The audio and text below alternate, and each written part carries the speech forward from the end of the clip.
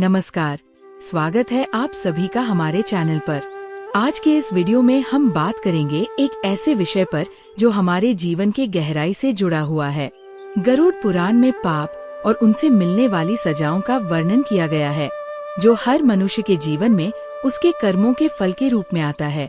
ये धार्मिक ग्रंथ हमारे शास्त्रों का हिस्सा है और इसके माध्यम से हमें यह सिखाया जाता है कि सही और गलत कर्मों का क्या परिणाम हो सकता है। आज हम विस्तार से जानेंगे कि इंसान द्वारा किए गए पापों की सजा किस प्रकार से नरक में दी जाती है और किस प्रकार के पापों के लिए कौन कौन सी सजा निर्धारित की गई है। आइए इस यात्रा को आरंभ करते हैं। मनुष्य के जीवन में उसके कर्मों का बहुत बड़ा महत्व है।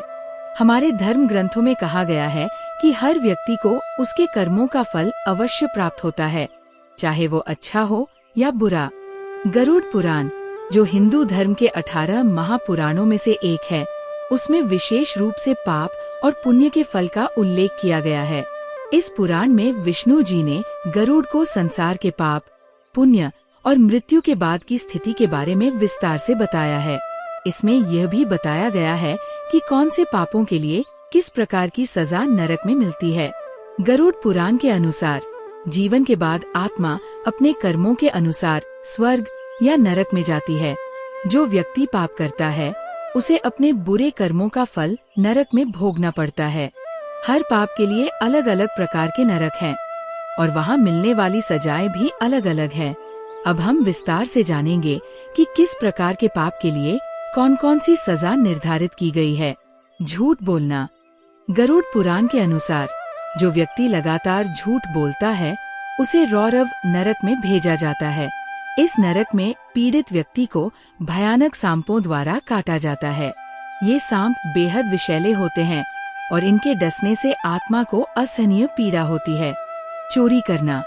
जो व्यक्ति चोरी करता है उसे महाविची नरक में भेजा जाता है।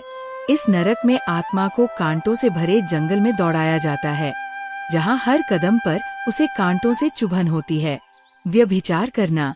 अनैतिक संबंधों में लिप्त होना एक बड़ा पाप है। इस पाप के लिए आत्मा को भीषण कष्ट सहना पड़ता है। हत्या करना। जो व्यक्ति किसी की जान लेता है उसे कुंभीपाक नरक में डाला जाता है। इस नरक में व्यक्ति को उबलते हुए तेल में डुबोया जाता है। माता पिता और गुरु का अपमान करना। ऐसे व्यक्ति को असिप त्रिवन नरक में भेजा जाता है, जहाँ तलवार जैसे तेज पत्तों से काटा जाता है। अहंकार और अभिमान करना।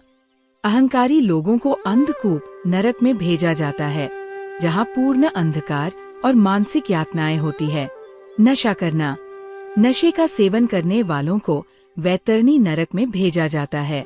यहाँ उन्हें एक गंदी दुर्गंधित नदी पार करनी पड़ती है। वादा तोड़ना।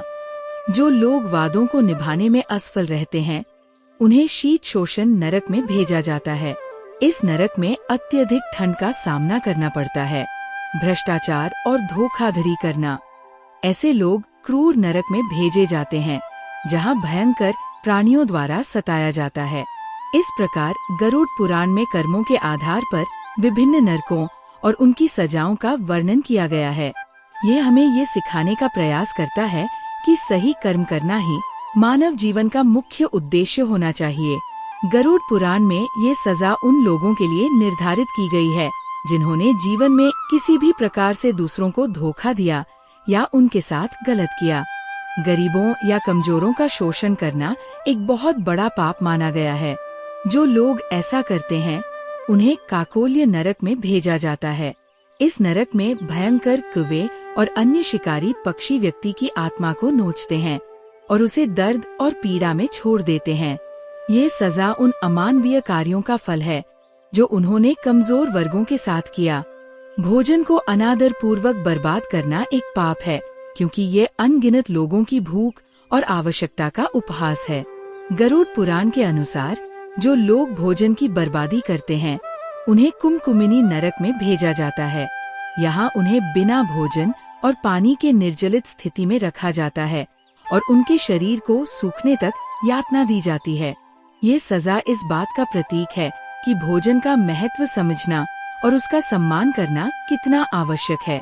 हम सभी को इस बात का ध्यान रखना चाहिए कि जीवन में किए गए कर्म ही हमारे अगले जन्म या मृत्यु के बाद की यात्रा को निर्धारित करते हैं। इसलिए सत्य, ईमानदारी और धर्म के पथ पर चलें। अगर आपको हमारा वीडियो पसंद आया हो तो कृपया इसे लाइक करें और अपने दोस्तों और परिवार के साथ शेयर करें।